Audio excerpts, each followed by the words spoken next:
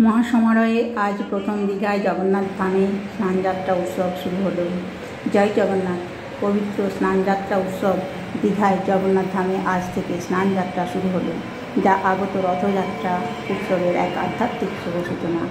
অনুষ্ঠানের নিয়ম অনুযায়ী শ্রী শ্রী জগন্নাথ, বলদেব ও সুভদ্রা দেবী একে একে মন্দিরের গর্ভগৃহ থেকে বাইরে আসবেন। মন্দিরের দক্ষিণ পাশে এক বিশেষ স্নানের বেদি নির্মাণ করা হয়েছে, যেখানে দেবতাদের মহাস্নান সম্পন্ন হবে। দেবতাদের স্নান করানো হবে 108টি তীর্থের জল, পঞ্চামৃত, বিভিন্ন ফলের রস এবং অন্যান্য পবিত্র দ্রব্য দিয়ে। এই স্নানযাত্রা উপলক্ষে দূর দূরান্ত থেকে বহু মানুষের সমাগম হয়েছে এই দীঘায়, একবার সামনে থেকে চাক্ষুষ দেখার যে অনুভূতি, সেটা পাবার জন্য। স্নানবিধির পর ভোগ নিবেদন করা হবে। আগামীকাল থেকে স্নানযাত্রার পরবর্তী জ্বরের কারণে দেবতারা বিশ্রামে থাকবেন এবং দর্শনের জন্য উপলব্ধ থাকবেন না, তবে মন্দির খোলা থাকবে এবং শ্রী শ্রী রাধা মদনমোহনজি দর্শন দেবেন।